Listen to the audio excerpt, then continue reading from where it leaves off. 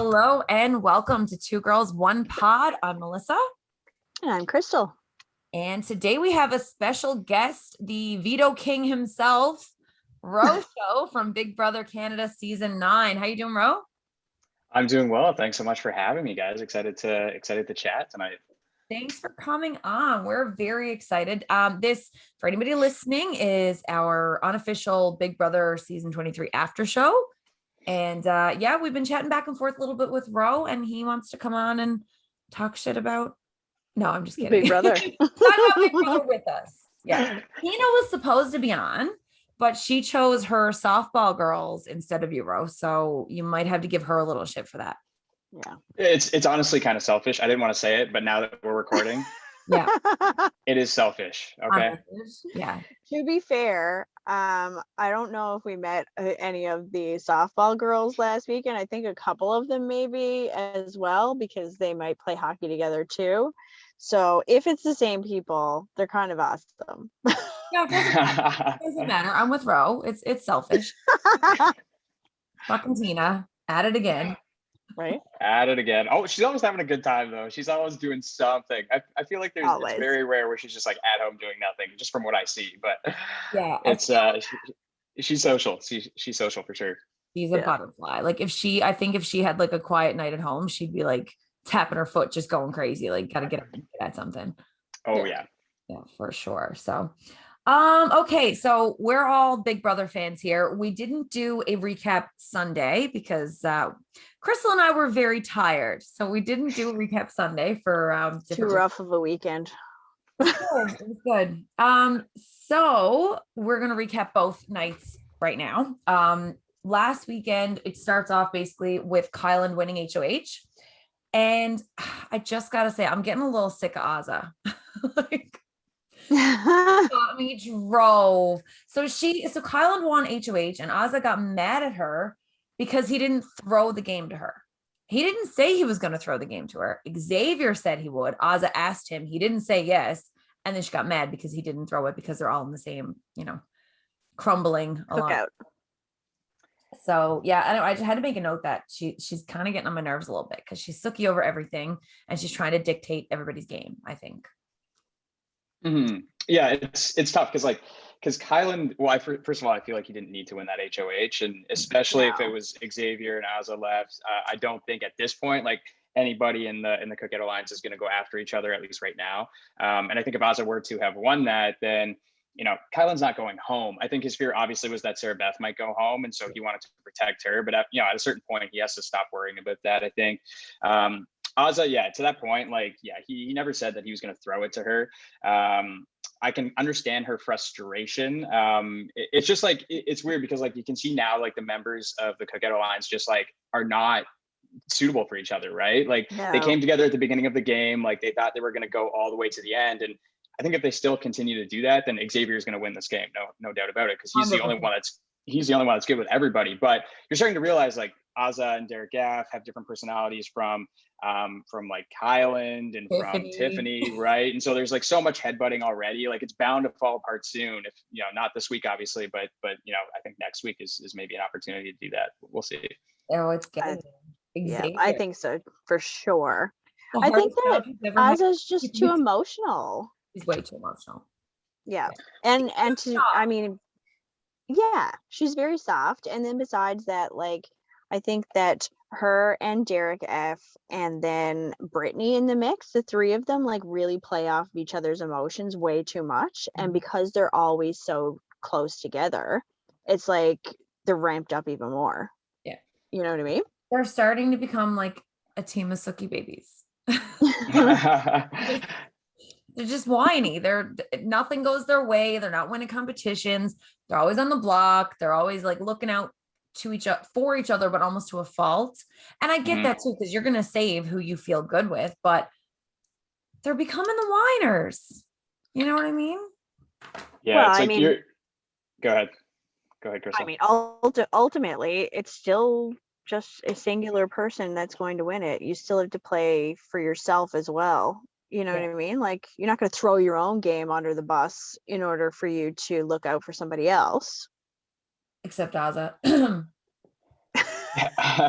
She almost is doing that a little bit. Like she's going Yeah. to certain lengths, right, to protect Brittany, and like Yeah. she is getting. She's you can tell she's a genuine person. She cares about her people, which is a good trait to have. But like in the house, it's I think starting to like tie her down a little bit. And for me, she's very behind in the game at this point. When you look at everybody else and who's done things in there, right? So yeah, I think she needs to start focusing on herself, and who knows, after Thursday's episode that might happen, but we'll have to see what plays out. The more that the cookout crumbles, it was just a great sentence. But the more that the cookout crumbles, like I think she's going to be the first to break off. Like I think she's going to be the first target. And I don't know if that's going to be in the final 6. Like I think that's going to be a lot sooner than later, because she's starting to show that her loyalties, all of their loyalties are obviously going outside of their big alliance now as well. But she's the only one that you can vividly see it, which I think is going to hurt her. I'd have to disagree though. I feel like Kylan's is pretty obvious too. Like he's very close with Sarah Beth. And I think it's kind of funny because like a couple of weeks ago we talked about how Tiffany was like trying to set up all of these little like mini alliances outside of it so that everybody got into the jury who she wanted to. But then it was almost like that ended up being to her detriment, because she was setting up all of these little mini alliances outside, and then these people got close. So yeah, they're all mini alliances, but for real. Right? Yeah. I get that, but I feel like with Kyland, he's in tight with Sarah Beth, but he's still putting the cookout first, like in everybody else's eyes. They all just know that she's kind of like his extra number. So that's why he went for the links to like save her this week. But I feel like with Azah, like she's trying to protect Brittany. She's like throwing a veto to her when she's not on the block. Not everybody else knows about the cookout. Like it just kind of seems stupid. It's not the best. I don't know. What do you think, Ro? Like realistically, when she's there trying to throw this veto to Brittany, that was literally the most obvious thing ever, right? Yeah. I mean, it. I don't understand that, right? Like if you want to throw it to her, great, throw it to her. I mean, like by all intents, just do it. And I get why they would want to do it. And you have the opportunity to keep all the jokers safe, but in the obvious way that she did it, like in front of literally every single person that was like either standing up top by Otev or that was like on the sidelines, what definitely wasn't the best for her game. And I think that's probably why she's closer to the bottom of the ladder in that alliance. When you look at that alliance as a whole, I think like without a doubt, Xavier and Tiffany are most well placed because they have the best personal relationships. On Sunday's episode, they just showed how close really Tiffany was to Claire. For those that don't watch the live feeds, it's kind of like it wasn't really known that much until Sunday's episode. And so they really have like not like that many side alliances, but they're the most well placed in the house. And then Kyland has Sarah Beth very obviously.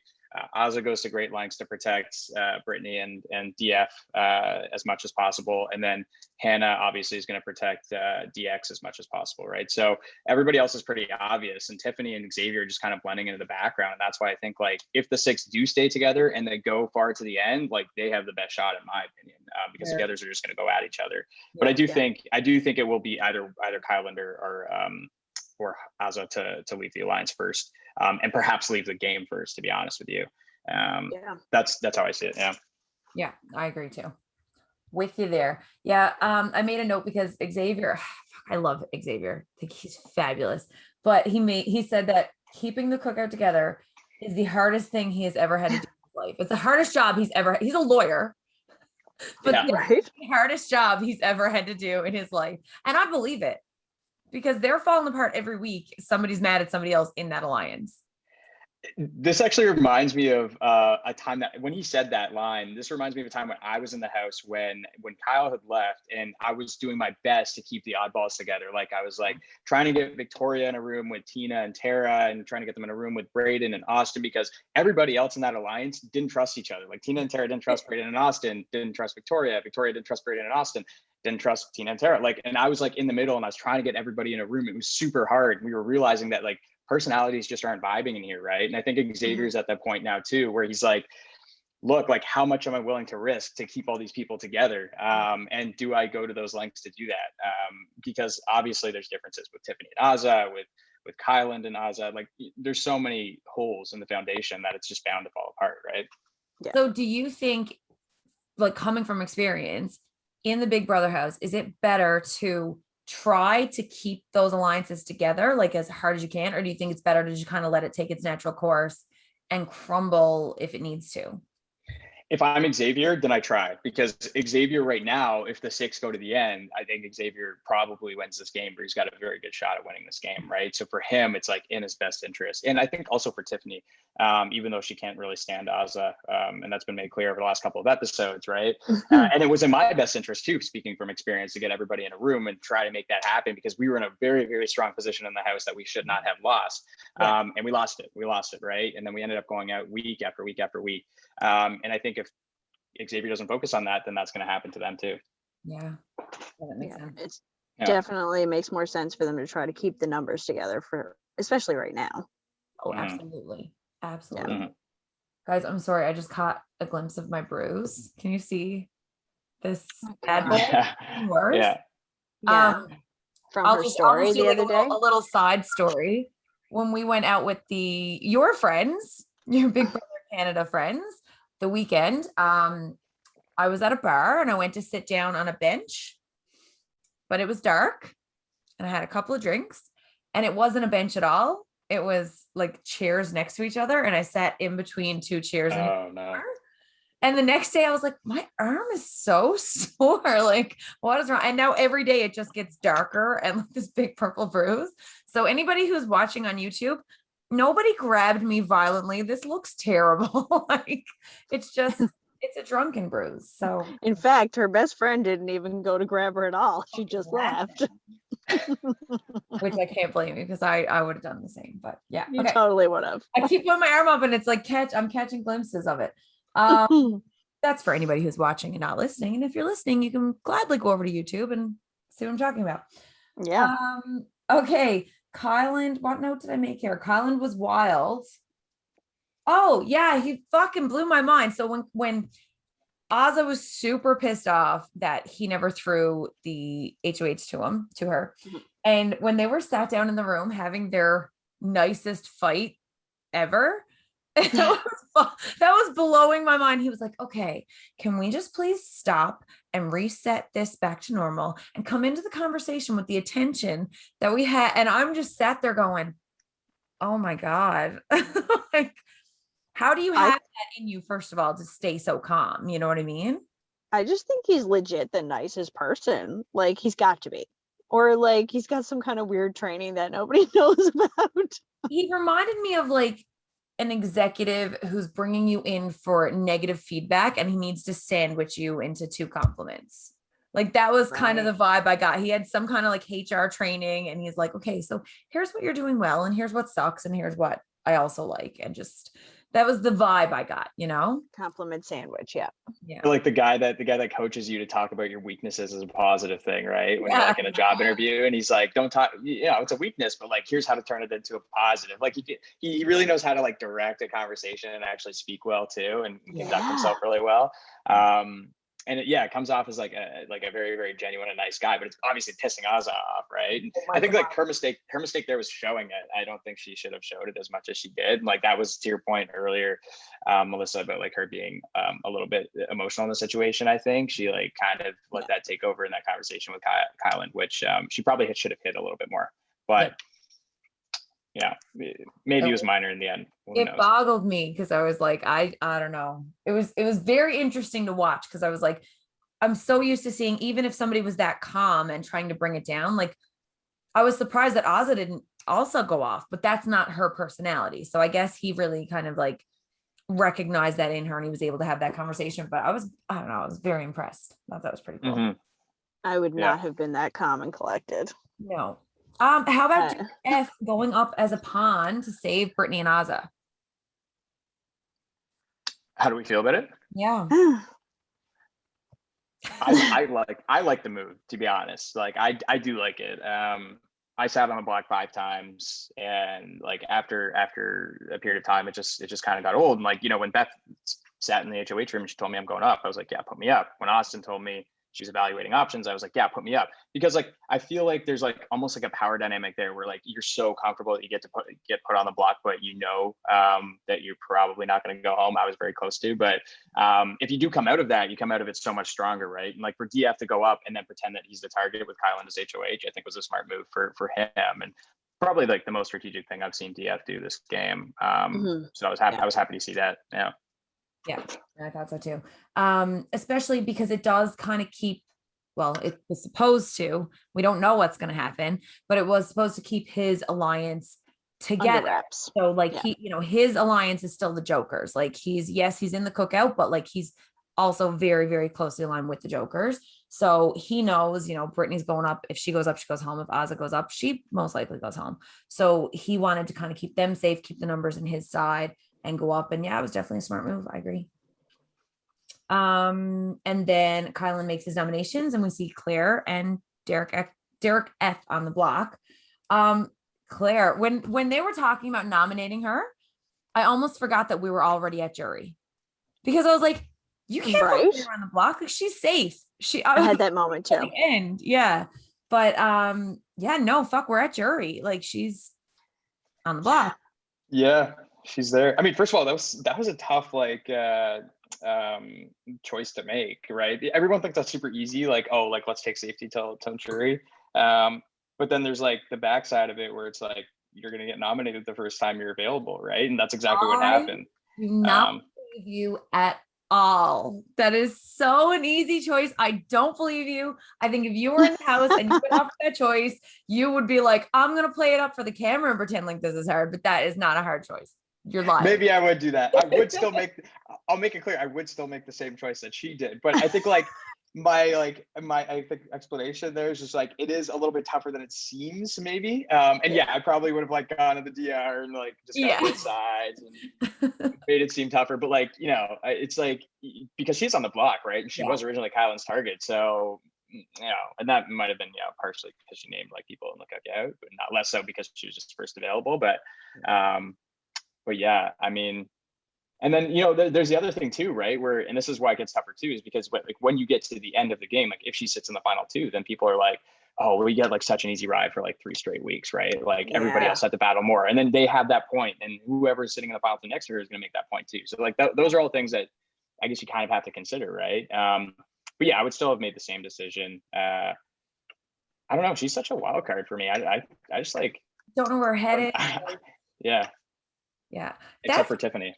A really, really good point, because that's something that I didn't think of. Like, I just assumed same thing, that like, okay, well, once she became available, they'd probably put her on the block and whatever. But I never really thought about that final two speech. Cause I mean, ultimately when you're in the game, if you make it into the final two, it comes down to your speech.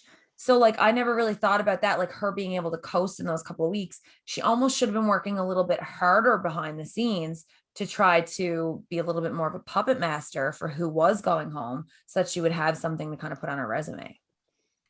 I never thought about that. Yeah. So that didn't seem like she just sat around and did nothing.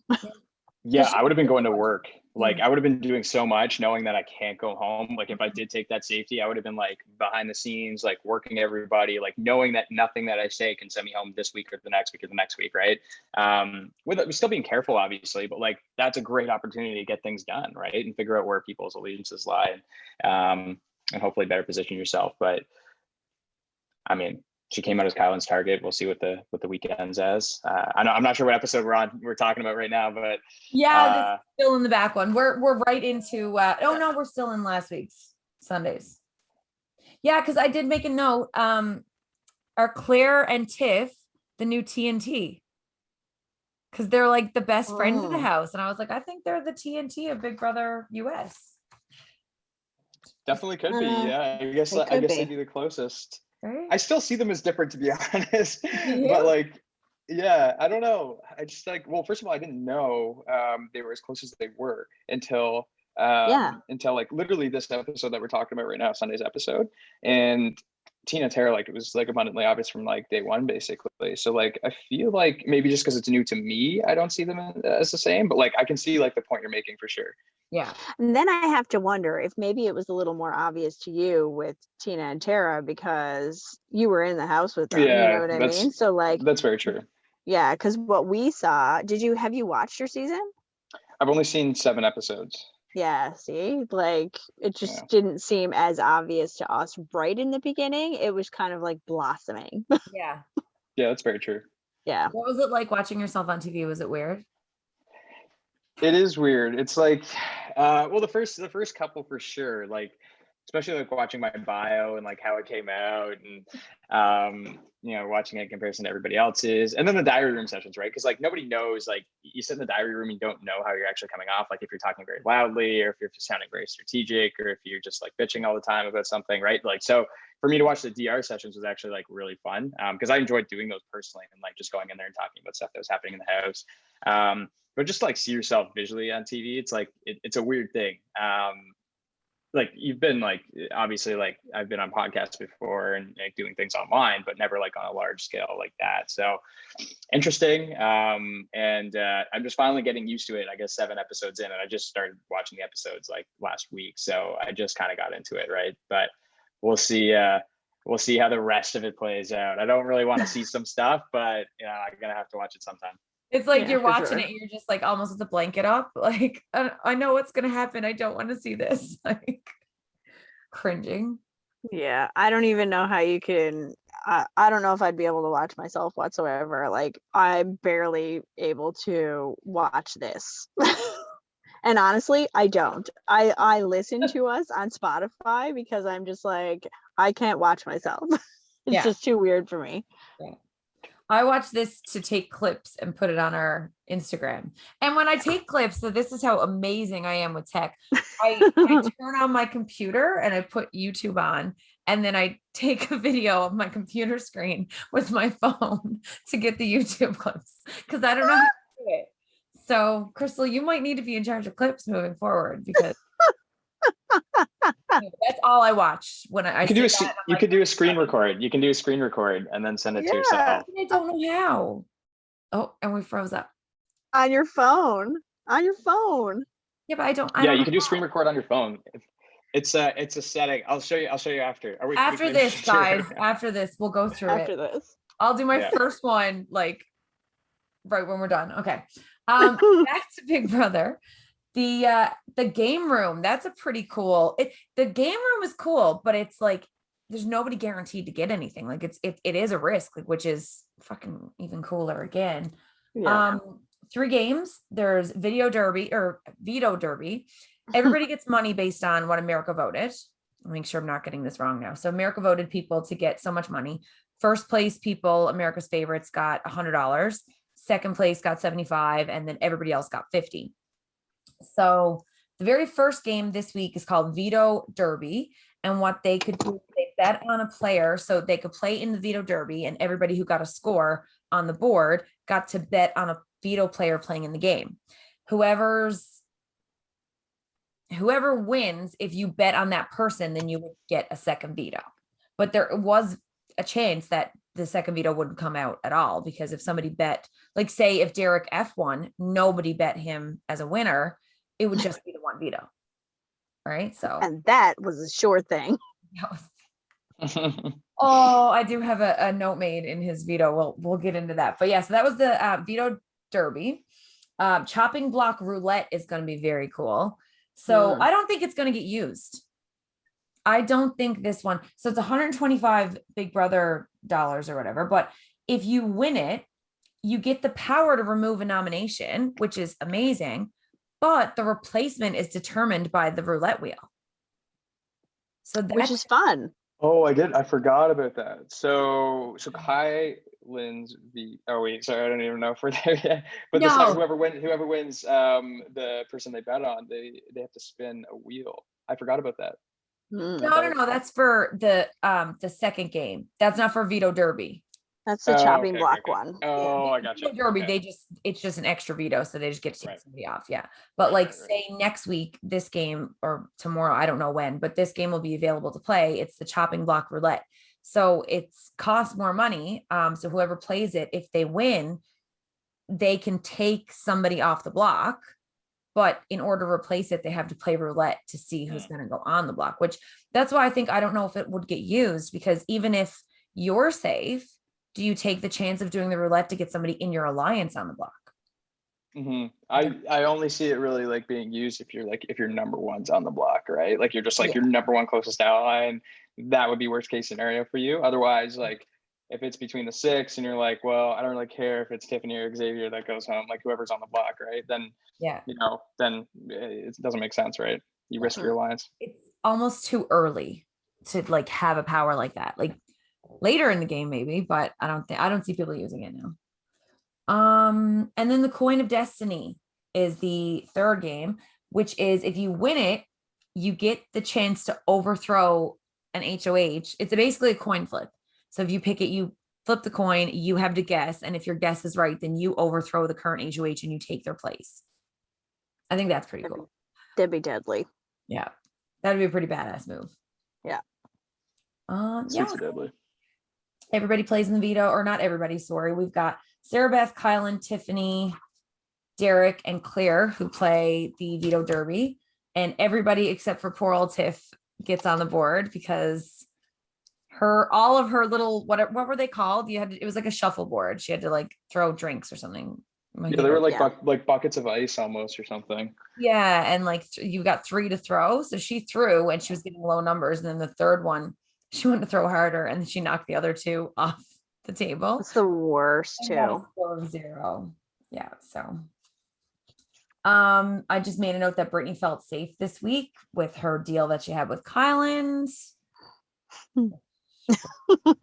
Not. I was surprised in that case because we don't find out about that deal until tonight's episode, right? Like when you're watching Sunday's episode, when they're going through that competition, like for me, it wasn't obvious at the time, unless you're a feeder and like, you're watching 24/7, that they actually had that conversation. But I was actually surprised when Brittany didn't play. So I was like, whoa, what's going on here? I mean, she got 100 BB bucks too. Like she got like one of the most that you could possibly get. And I was like, what's 50 to you right now? Just to like make sure that you have a bet here. So I was shocked.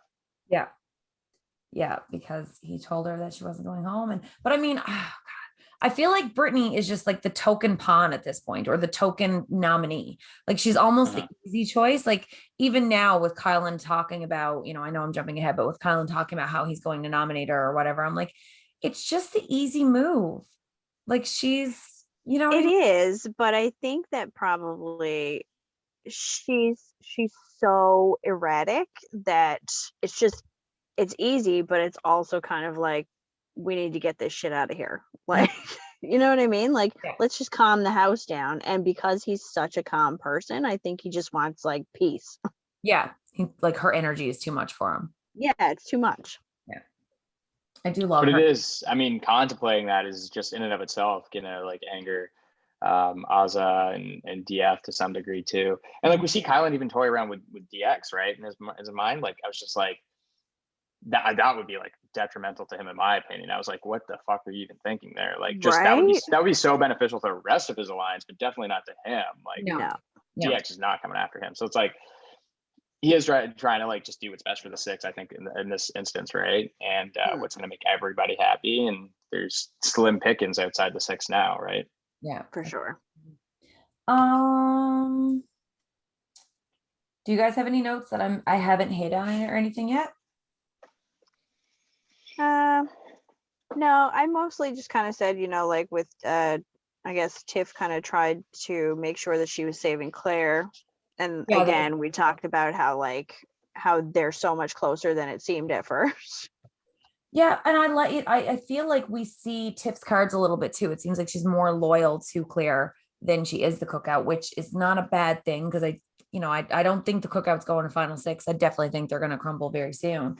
So I think that Tiff kind of breaking off. I think we're going to see Tiff and Claire and Hannah as long as Claire stays in the game.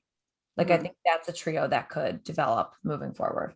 And again, we also don't watch the live feed, so this is full on winging it with Tiff. Yeah, neither do I. And we haven't talked a lot about Hannah, right? Like she's just kind of the last couple episodes at least, since she was on the block is doing a good job of just laying low. It's the classic lay low scenario, right?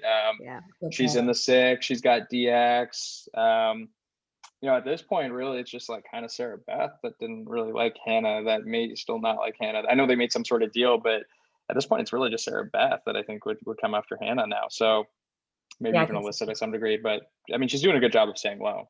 Yeah, definitely. I think too that she's staying low, but now there's also this target on Sarah Beth, and I think a lot of it was because she had voiced her opinion so much about Hannah, she almost identified herself as a target. So now I think Hannah's kind of taking her foot off the gas and just kind of letting everybody focus in on Sarah Beth. So the house is going to do her dirty work, and she's going to go even further.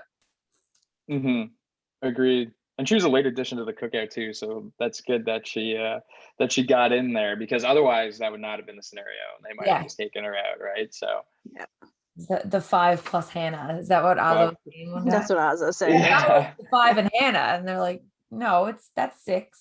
That's the 6. Yeah. Okay, so let's get into Vito. Are we at Vito now? We are. Yeah. So are we? DX was pissed that he didn't get to do this one. Oh yeah, Otev. I know. I'd be pissed too. I definitely want to do this. Yeah. This is the classic one. I think everybody wants to do Otev. Like, but can we talk about Big D falling? Face planted the first time he fell. Yeah. Well, I'm sorry, but I was gonna call that. Like, as soon as I saw there was slippery shit happening, which of course I knew because it was Otev, I was just like, yeah, he's going down like a sack of potatoes. Like, oh, he hit hard, and a couple of times, like he just kept on going. Even Ozza had her wipeout too, and she's fallen hard a couple times, right? Like this competition, and then in that like volleyball competition going back and forth, she slipped and wiped out a little bit there too. She's walking up a little bit. Moonwalking in front of Xavier one day. She had told him about her crush. It's the same episode, and then she's just like moonwalking and just fucking falls like right next to him. I can't remember that. I felt that in my soul. I really did. Yeah, no, she was like told him that she liked him and all this sort of stuff. And then she was, I don't know what they were doing, fooling around, or they were going somewhere, and she was like doing like this little dance or something, and she fell on her ass. And like I think he picked her up or he caught her or something. I was like, that's so good. Yeah. Go ahead. No, I was just gonna say, can we talk about the fact that Big D was like, this is the hottest Otev ever? I was just like, I mean, I guess as far as Otev goes. But I was just like, he's talking like some kind of weird combination between like Arnold Schwarzenegger and some Russian dude. Like, I just thought it was so funny. I enjoyed this one. He was jacked Otev. I liked him. Yeah, fucking Ozza. So I mean, I made the note about how she threw the comp to Brittany. It was obvious. We've talked about that, but like Tip was pissed. Oh, but the thing is, like, she knew if Brittany was losing, I think that she should have just let her lose, because I think Ozza had a little bit of a better chance of winning. So she threw it to Brittany, loses, and then Brittany's out the very next time. So like if she had to stay in, like, yes, Brittany winning was the best bet for Big D to also get a veto. But if Ozza had to stay in, she could have won the veto herself, protected herself, and taken Big D off the block. Like, I think throwing it to Brittany was just bad all over. Yeah. You know? Yeah. I mean, in that scenario, I think Brittany goes home though, right? I mean, like, because Brittany would go up on the block. It would be Brittany or Alyssa on the block in that scenario. And then, because who bet? Nobody bet on Ozza, right? Or who bet on Ozza? No. Sarah Beth did. Yeah. Sarah Beth bet on Ozza. Okay, so she would get the veto, like, no big deal. But like then Alyssa or Brittany goes on the block. And then if Brittany goes up, she probably goes home too. So that's probably what was going through her mind. But she did, like you said, I was just like way too obvious. Like if she wanted to throw it, she could have thrown it just by like finding different jams and like throwing them everywhere, right? And like if she did find the right one, throwing it in Brittany's direction, like I'm just getting rid of this shit, right? But put it in her pants, showed people she put it in her pants, and then her shirt, like, I got it. What? I got it right here, but I want to let Brittany win. And then literally dropped it right in front of everybody. It was, I mean, it was awful. Everybody knows they're close, but like it's just at that point, it's you gotta like think a little bit more before you do something like that. But Absolutely. Yeah. I mean, I think Big D probably really called it by, remember a couple episodes ago and he was like saying that like she kind of wears everything on her face. Like Mhm. she's not really good at covering things up. This is just more to that. Yeah. Mhm. Yeah, absolutely. And then Kylan. So Kylan made the right move. He was in the position in final two that he was going to win either way. If Yeah. he won, Claire gets the veto and she can take herself off. If he comes in second, Alyssa wins, he gets the second veto, and then it's up to two of them instead of him and Claire. Mm-hmm. So now he did say that the reason that he wanted that to happen, he still wanted to take Claire off, but he wanted to do it himself so that he could, I guess, gain her trust back, which I also think was strategic if he does it. Yeah. I agree. I think he also could have thrown it a little bit with a little bit more Less I obvious. don't know. Yeah, less obviously. Yeah. Because I think like obviously they showed the segments of Claire in the DR, like she knew he was throwing this competition. So like even her just knowing that and now he's gonna take her down, like yeah, she's gonna be appreciative, but she's gonna now know that he threw it just so he could use a veto on her. Right. So I think like definitely a very, very smart move. Like at that point, if he knows he's taking Claire off, like he should be the one to do it. But yeah, he could have made it less obvious too, I think. Yeah. Yeah. She's pissed. She like the look Yeah. on her face when she noticed that he was throwing it. That was an angry look. We have not seen angry Claire yet, and I'm here for it. I'd like to see more of angry Claire actually, because Yeah. But I think that she'll get over it as soon as she figures out why he did it. You know what I mean? Yeah. Mhm. Yeah, and then Kai's talking about putting up Brittany. Derek F suggests putting up Derek X, which again, not the right move for Kai, but not the worst move in general, because Derek X is a very strong player. Like we've, and after he got out Christian last week, I'm actually a little bit surprised that there aren't more people suggesting that he go home. Like, he got out a huge target, a big player, but he also betrayed somebody who was on his team in the Royal Flush. And I thought that he was going to have a little bit more blood on his hands moving into this week. So I think I'm even more impressed that he doesn't. I think he has like really good social game though. He's got to. Yeah, he's just a likable guy, right? And I think there's some stuff that that might not show because like obviously Tiffany and Hannah are very close and Tiffany and DX by association. And Tiffany, we know just by watching this episode, is very convincing when it comes to talking to Kylan. Like he basically talked him out of targeting Claire this week, right? So, I mean, just to have Tiffany in their corner, I think probably played somewhat of a part in DX not being a consideration. But like you said, I mean, would be, in my opinion, an awful move for Kylan to put up DX in the block because, like, DX, I don't think is going to target Kylan. They were so clear early on, at least, about this bromance that was budding, and DX used a veto on Kylan early on, right? And so, I don't see DX like figuring out. I do see him figuring out the alliance of the cookout, but I don't see him like targeting Kylan first. So it would be better for everybody else except Kylan, in my opinion. Yeah, I agree. Yeah, for sure. Yeah, and then Kai told Sarah Beth to tell Brittany to come talk to him that she was going up, and then she came and talked to him, and then he was so vague. Like, why even do it that way? There was 100% some type of reasoning behind it, and I don't think that we saw all of it. You know what I'm saying? Because it's like, if he wanted to talk to her and kind of give her the heads up, why did he make it in this roundabout way? Was it because he wanted it to look like Sarah Beth was looking out for her so that he could also protect Sarah Beth? Like, I don't really understand the motivation behind it right now. That's the only thing that made sense to me. He was doing it for Sarah Beth. Right.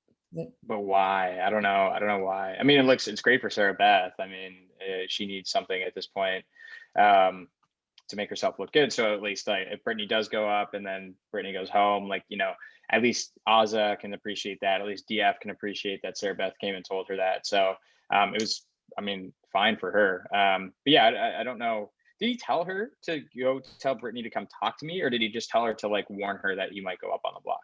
No, he told her to warn her. Warner, was it? Yeah, he was like, hey, maybe you could kind of like suggest that, I just heard that this is going to be happening. You might be going up on the block kind of thing, right? Mm. Yeah. Yeah. I mean, I think it seems like it was a little, if it was just a warning, it seems like it was a little too far ahead of the veto ceremony. Like there was too much time that she had enough time to come back and then talk to Kylan. And Yeah. I don't know if he wanted it to be like closer to the veto. So like he was literally in the DR starting the veto ceremony, but like, who knows? Yeah, I don't know. It was a strange move. And then you're like, you got Brittany there confronting him. He couldn't give her a straight answer of who she would be going up against. And like, even like he did finally say to her, like, you're unpredictable, which I Yeah. thought, good for him. He did say it, but it even took him a little bit of a roundabout just to get there, so. But I think he did it that way because of the fact that he does find her unpredictable. He was like, if I say the wrong thing, maybe she'll go off. Yeah. Well, I mean, he You knew know? the tears were coming. Like the Yeah. waterworks were going to happen. And Yeah. they did. But yeah, I don't know. We don't know what happens. This is the second fucking week in a row that I watched the veto episode and I don't know who the nominees are. And Right. I'm not here for it. I need Big Brother, because I know all of you guys listen to this. And you don't miss an episode. Don't do that anymore. Well, they got to change it up, Melissa. Keep us interested.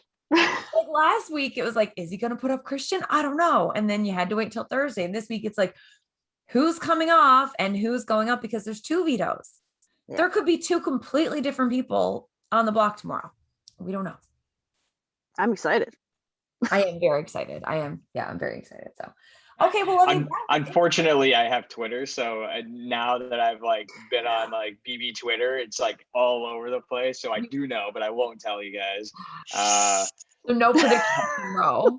I will keep it to myself. But I agree. Like last week, like it seemed like, oh, I might not put up Christian. I'm like, I know he's putting up Christian. Like it's like, because it's hard to avoid now because like all my followers basically, and people that I follow just after the show are all, it's like all Big Brother Twitter. So like literally it's all they're tweeting about is like what's happening on the live feed. So like, yes, I only watch the episodes and I don't watch the live feeds, but like Twitter is my live feeds for me. Like I just go on there and I check updates. And now I never used to do that. I used to hate doing that. I used to just watch the episodes and like, and just like keep it in suspense for me, but now it's kind of hard to avoid. So I don't watch live feeds, but I see it there. So I do know, but I'll keep it a secret. I had to get out of some like Facebook groups because I like, especially where we're doing this like after show, I joined a whole bunch of like Big Brother fan Facebook groups thinking, oh, we could, put our episodes in there and see if we can get some more followers. And I had to unfollow, I had to like get out of every single one of them because they were all spoilers. And I was like, the first couple of weeks I was seeing what was happening and I was like, no, I can't do this. I need to get out of it. So I get that. Cause sometimes you're just scrolling and then it's in your face and then So. Yeah. But Instagram does that to me too. Mm-hmm. Instagram. I was gonna say, do you guys like the cliffhanger on the Wednesday episode and not showing it, or do you prefer they actually show it on the Wednesday episode? No, I want to know going into Thursday. Yeah. I don't know.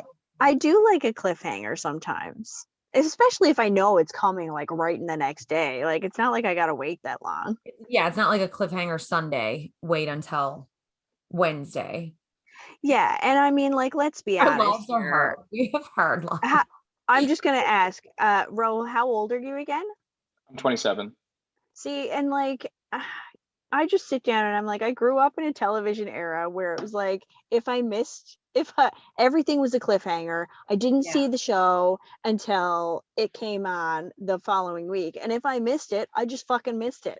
Yeah, like, you know what I mean? There was no recording. If I watch an episode of a show and then have to wait a week for the next episode, I don't remember what happened in the previous episode. I have like Snapchat brain. So like I see it, I hear it, but then it's gone and I don't know what's happening. So. Yeah, a week's tough. I always forget too. I'm just like, what? Like what even happened? Who is this person?